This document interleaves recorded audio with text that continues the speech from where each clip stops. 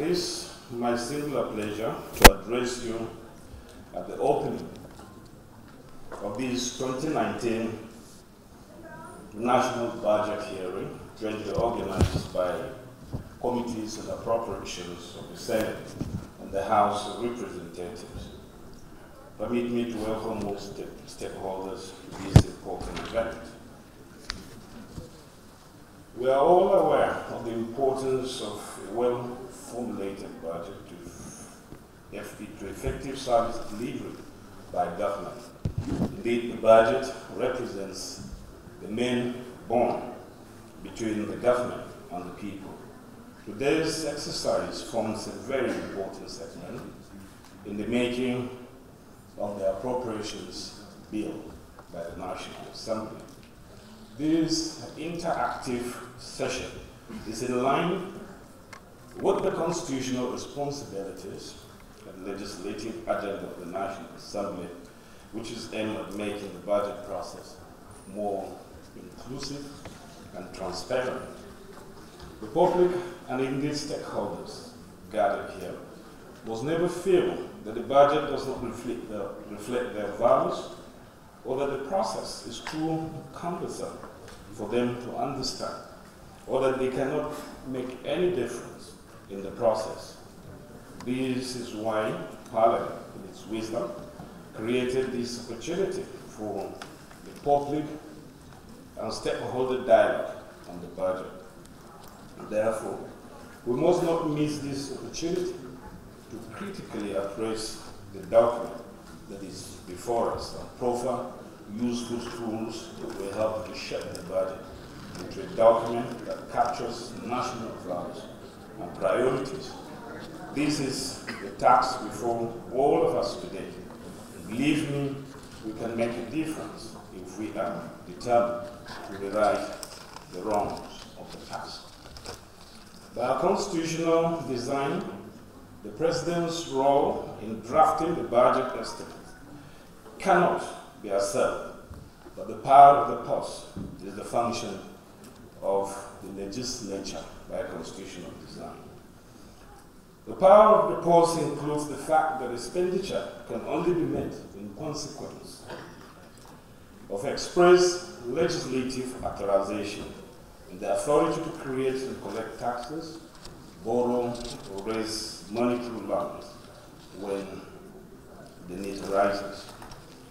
Over the years, the main problem with our budget, as submitted by the executive, has been that it does not reflect national values and priorities. The budget more often than not only reflects the values and priorities of those who help in crafting it. The integrity of the budget selection process has always been the bane of national budgets.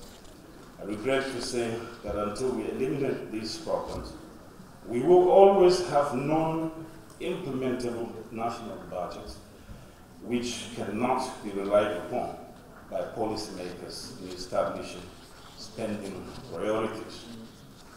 It is very painful that for some years now, our budget process has been an exercise in either or a combination of audacious optimism and of hypocrisy, involving key actors putting together a budget that they fully know would at best be implemented 45%, which by all standards is below average.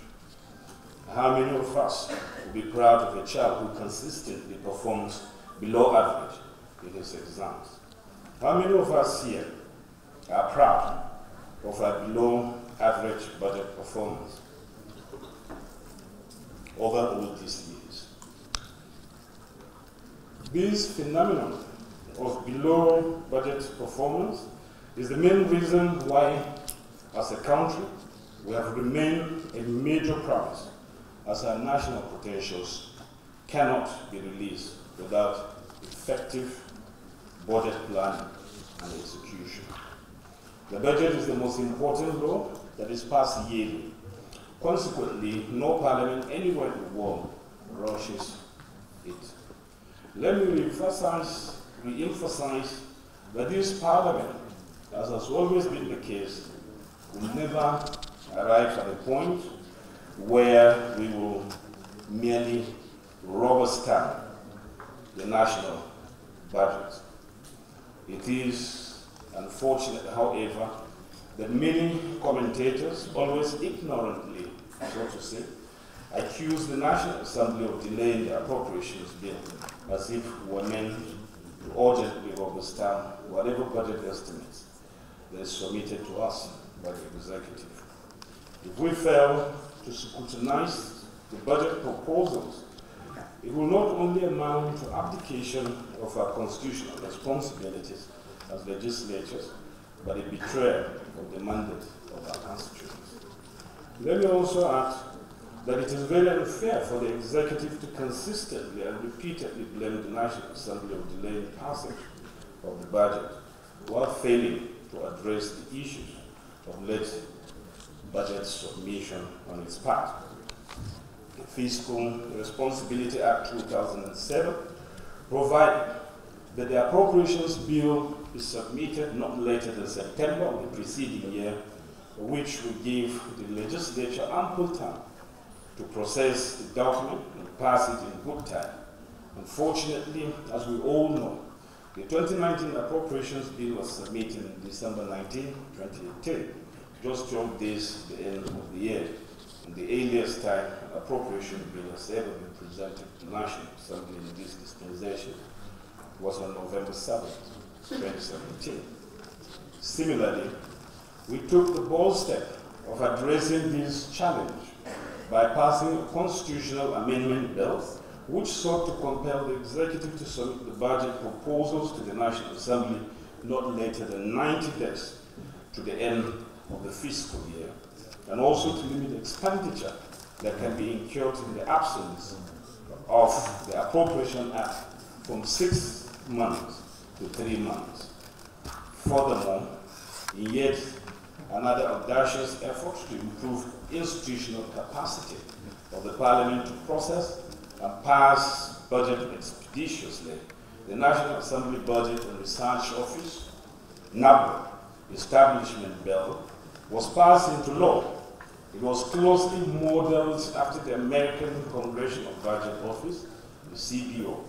Unfortunately, I regret to inform this gathering that these laudable efforts and initiatives were thwarted when the President withheld his assent to these two very critical and important bills.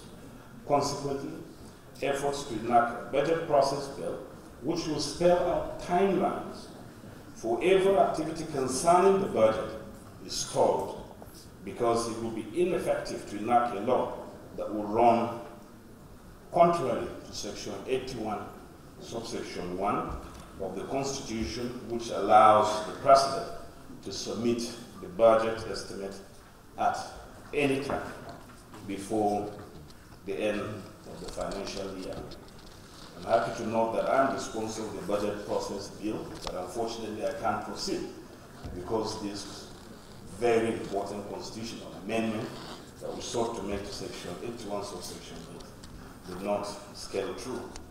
So there's a lot of work that is left to be done for us to attain timely passage of national budgets. Since this is the last budget in the life of the 8th National Assembly, and time is not on our side, we would like to make haste slowly. Heads of MDS can help in this noble effort by making appearances in good time before their relevant committees to defend their estimates, as some have started doing, which is commendable, and we must commend the heads of MDS who have already appeared before their relevant committees to defend their budget estimates. And let me also say that what happened last year, when some heads of MDS refused to appear before their relevant committees to defend their estimates until a presidential directive compelled them to do so, must never repeat itself this year if we were to finish the processing of this budget as early as we want to. We hope to pass the appropriations bill as soon as we convene from suspension of plenary.